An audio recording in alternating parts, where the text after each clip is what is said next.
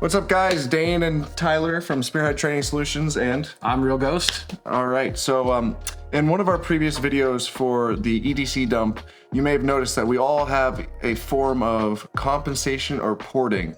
So we wanted to kind of dispel any FUD lore on carrying with compensators and porting, because people seem to think that carrying with a compensator or a ported barrel is gonna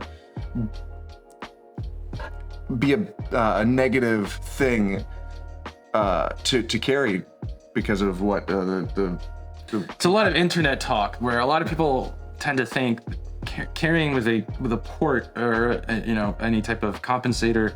There's a lot of cons. Yeah, there's a lot of cons that come with that, with carrying a compensator or even porting. One big one I always heard, with going into comps and stuff like that is, well, it's gonna blow your eardrums out.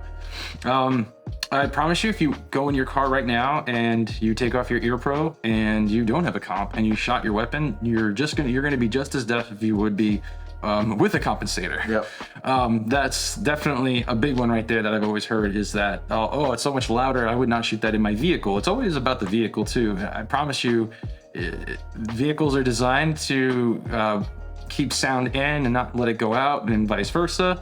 So if you're shooting a gun in your car, especially within 2 feet of your head, it's still going to be loud, and your even ears if it's 22. Yeah, your ears are going to hurt you. They're gonna hurt. It's just one myth that I think is a ridiculous one. If you guys agree, It's definitely overblown. It's 9 mil. It's like you can tell when you're shooting at the range under hearing protection. It's a little louder.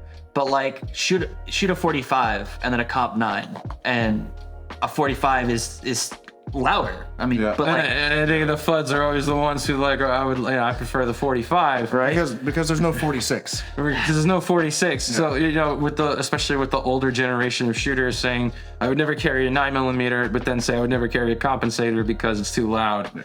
I mean, you're already carrying a 45. It's already louder than a 9mm, probably even with a compensator. Yeah. 100%. So I think to say, oh, it's too loud, it's going to be loud enough already. Regardless. There's going to be a lot of chaos. Your adrenaline's probably going to be going through the roof. You're not going to be having a fun time, regardless, comped or not. And I think that's the first big myth. But there's another myth when it comes to carrying. The next big myth was fragmentation to your face. Right, fragmentation. And this is something you and I learned with personal experience. 3 months ago? I would say it was about 2-3 months ago. Yeah. Yes. We went to our local range and we were shooting, and one of the RSOs came up to us and he told us, to be fair, he's pretty funny. He's funny, but he's also really cool. Yes, he's a cool guy, great guy, means well. But he tells us to, what was it? Something. It was something like this. Using your shoulder line and basically like hugging the gun into your chest to fire, using your shoulder to aim. And it's like point shooting for me. Yeah, it was almost like point shooting, but at the same time, it's like, wait a minute, we have comps. Yeah. This is gonna suck. Yeah. And turns out, it didn't. I mean, that's another topic of compensators and porting, is that you're gonna get fragmentation, because there is fragmentation that comes with comps that do shoot up in your face. This is not like SPAL when a 115, 124 grain round is hitting an AR-500 steel plate and coming up into your neck. It is nowhere near that. It just kind of felt like specks of sand were hitting you up in the face, and that even to me would over-glorify it.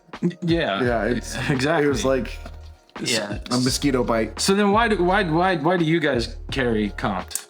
Because mine shoots flatter than my ex-girlfriend's chest. I mean, but it's a 9mm, so why are you comping a 9mm? Any advantage I can get on the battlefield, or better follow-up shots. Better follow-up shots, yeah. But any advantage I can take over someone trying to take my life, my family's life, my dog's life. AFT, I'm looking at you. I'm gonna take. So if that means putting an Apex trigger in it, I'm gonna put the trigger in it. I'm gonna comp it so I can have better follow-up shots, faster follow-up shots, better shots on target. I'm gonna do it. I'm gonna put a red dot on it so I can have, one less thing to look at rather than iron sights. It makes sense to me to eliminate, trim the fat, if you would, Trim the fat. I like so, that. And it shoots flat.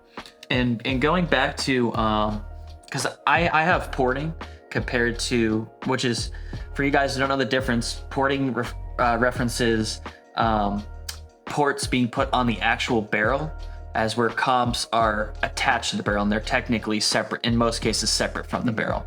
Now, there has been some companies in the past that have made barrels that supposedly would have some pieces of the fragmentations of the jacket would come up and catch people, or if their head was, if they were shooting like from retention and stuff like that, or they had their hand above, or whatever crazy stuff people were doing.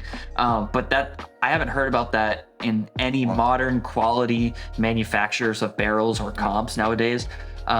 Even sorry to cut you off, even Floyd's Customs, they backbore their ports so that the jacket isn't being removed where the ports are at, so it eliminates the 100%. So it's important, just like any other thing when it comes to purchasing parts from a gun that you're going to use, or a handgun that you're going to use for protection. You know, obviously you have to make sure it's from a quality and reputable manufacturer, but from what I've seen, most companies nowadays, comps and ports aren't shooting shrapnel up in your face. Like, for instance, I have a Glock 19 at home.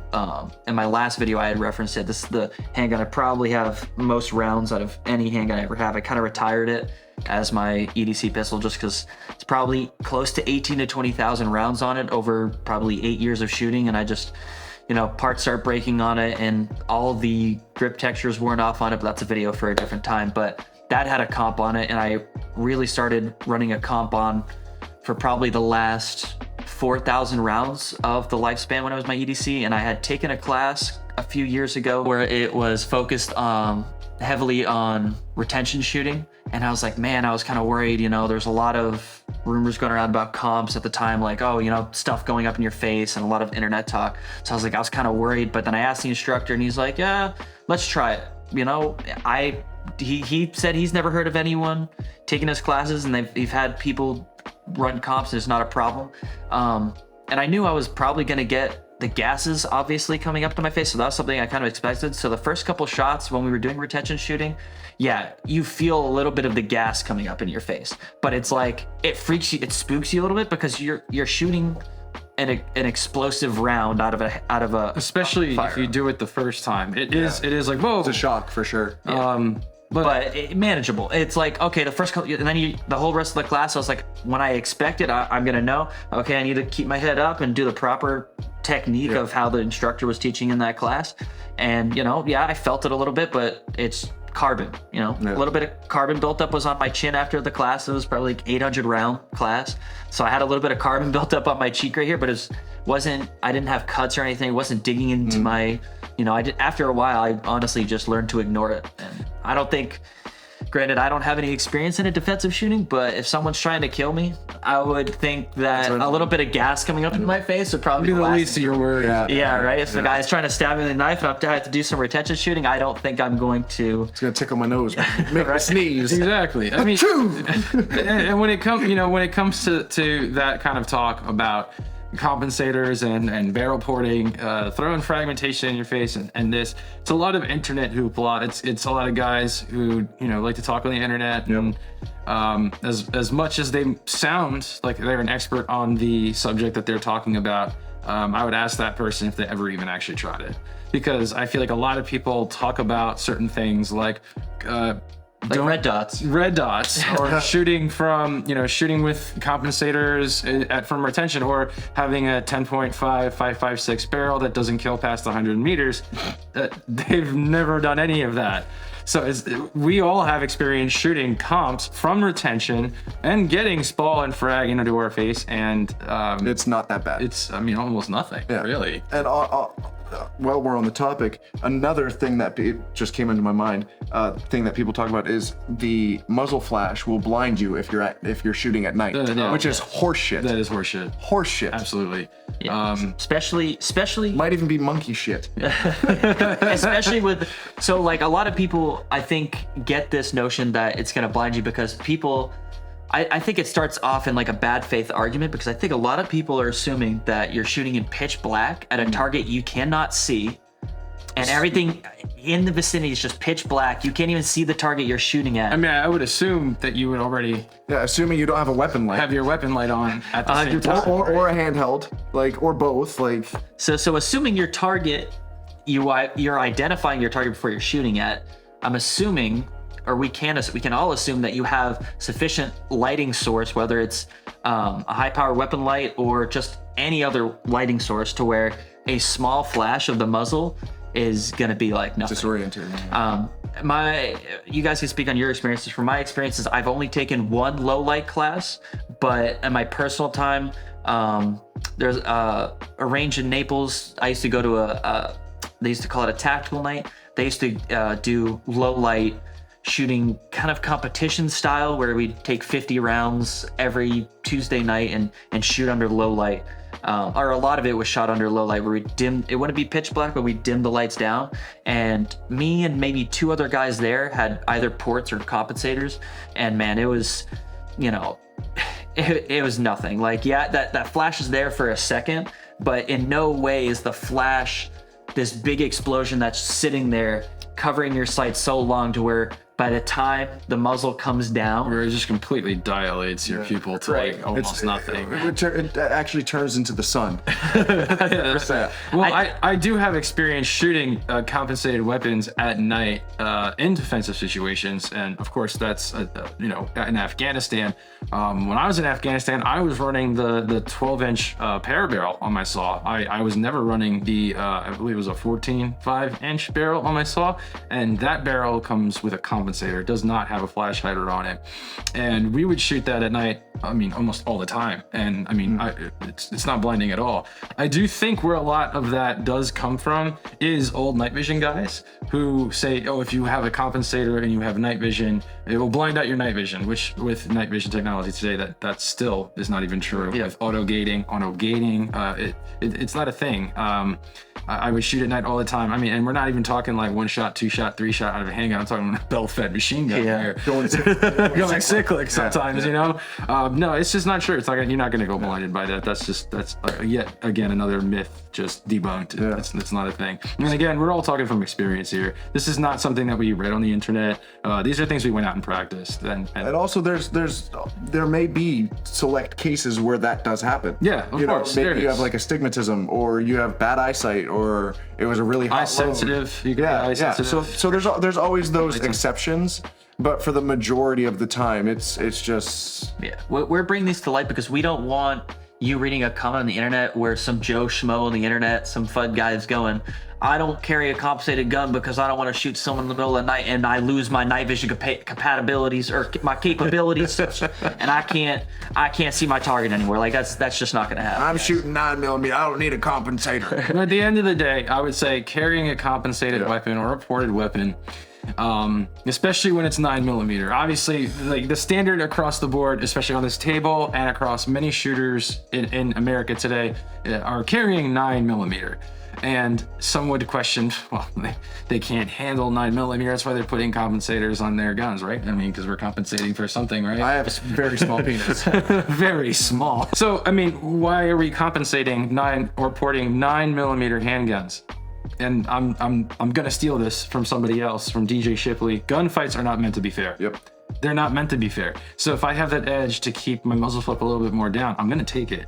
Why would I want to make the gunfight harder? I believe I got into an argument with Tony Cowden about this a while ago with shooting the 43X when I compensated mine, and he was saying if you can't handle the recoil of a 9mm, then you're not a man. I never said I couldn't handle it. I said I was just trying to take the edge off of it because if I can, why not? Yep. Why not? Gunfights aren't fair. I'd rather use it and not need it than need it and not use it or not have it. They're like, why not give yourself the ability to check your sights faster? Exactly. Like your sight's doing, even if it's middle, your sight's doing this and having to wait for it to come back on target, or your sight just doing this. And then this is irons, obviously. Yeah. You're running red dots, but this is just for an example. But assume this is the dot. Like, would you rather want your dot doing this? Or maybe this? Maybe it's not that big of a difference to a lot. Maybe it's 30% different. Maybe it's only 20%. But like, why not? Why not give yourself the ability to have your dot come back on, or your optic or your iron sights in general, whatever you guys choose to run. Like, why not give yourself the ability to have your sights come back on target a little quicker? Assuming your grip is all good, obviously you don't want to have, so I think too many people think that when people started comping or porting 9mm, that we were trying to, and this to some extent could be valid, I think a lot of people were assuming that people were putting comps on guns because they were having sloppy grips and thought that, and while that may be the case, it will help them a little bit. It was like buying skill. Yeah, they were buying, they were in place of crappy grip. That's why I do it. But like, if you have a good grip and all your other fundamentals are great, why not allow a piece of gear to help even more keep that sight on target? Like, it's a no-brainer for me. Yeah. And if you can, obviously, the small amount of cons that there are,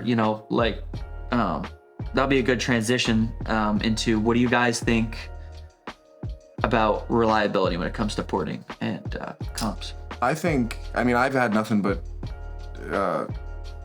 flying colors, like no problems. What kind of ammo? I've ran 115, 124. I haven't bought 147. I don't see a need to personally.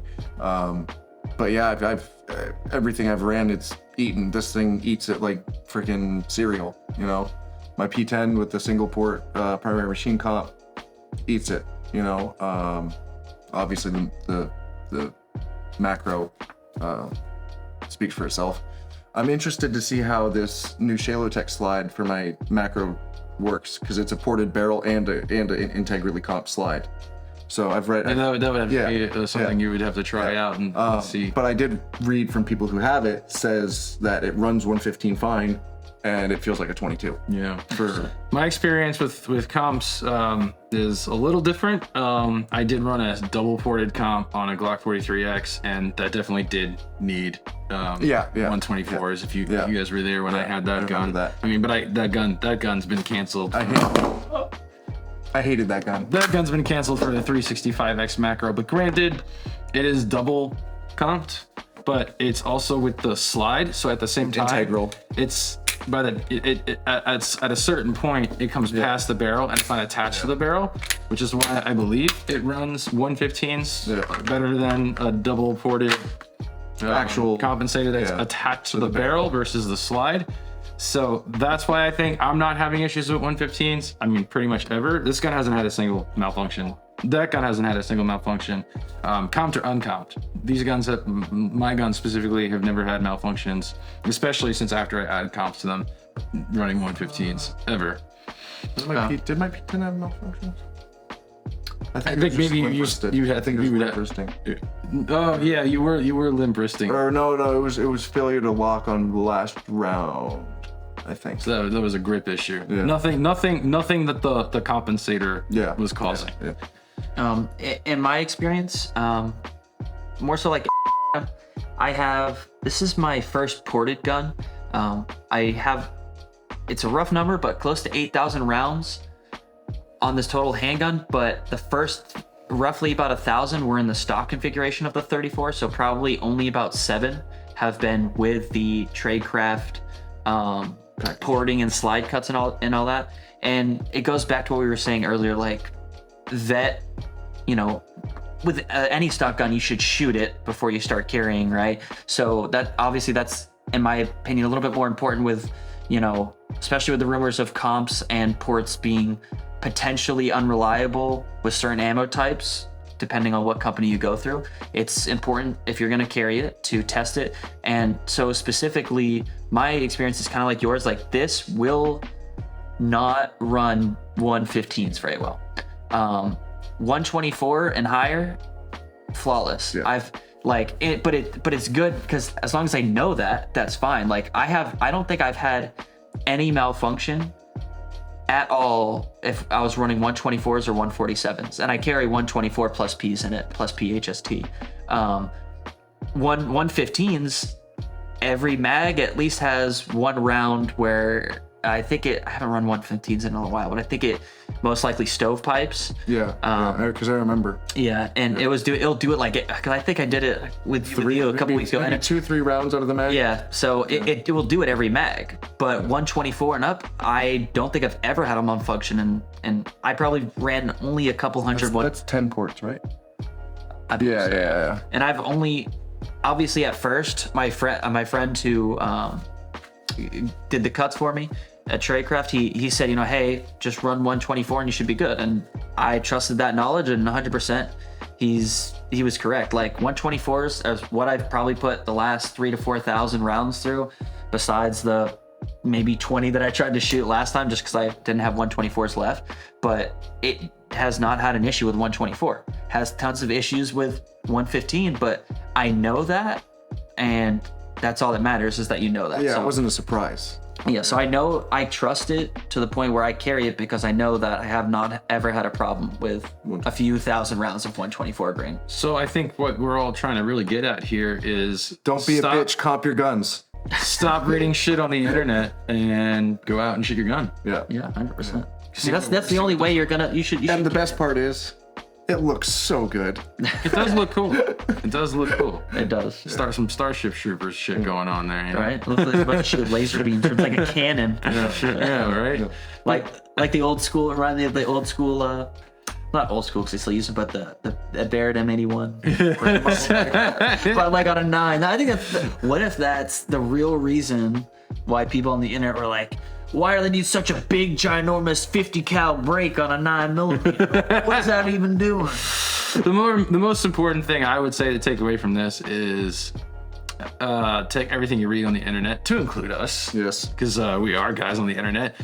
Take everything they say, to include us, with a grain of salt, and go out and just try it. Go practice it. Go train with it. Because at the end of the day, you're just taking someone's word for it, when in reality, that comp you wanted to get, or that barrel porting you wanted to do that you think is going to help you out, now you're held back by some guy you never met on the internet who's telling you don't do it, it's bad, and doesn't even give good reasons why. Actually. And I think that's the good thing about where YouTube is right now, with all these, there's so many content creators putting this stuff out to give their experiences, that use this platform to look at all the other people running the same platforms. And if one guy on the internet is going to steer you away from anything with you utilizing your tool a certain way, when 90% of the other people, and hopefully they're reputable people, but and they're not having problems, or vice versa, and they are having problems, then who should you listen to? All the people that you've watched, and all the intelligence that you've put together yourself, seeing all these different people having issues or not having issues, as opposed to some random guy on the internet in a comment section saying you shouldn't do this, etc. to your hand. So I guess end it there. Yeah, sure. And I guess the biggest takeaway from all that is go out and try it yourself. Train smart and train safe. Get training. Spearhead Training Solutions. Instagram. Facebook. shootingclasses.com/Spearhead Training Solutions. And you are? The Real Ghost. And? My dad used to be part of a task force called 141. He's since retired, but I don't train. I'm just a guy on the internet who corrects people talking about military tactics. I thought ghosts were real. They are real. That's where I was going with that. You are the Real Ghost, and? Ghosts are real. Ah! God damn it. It's a ghost!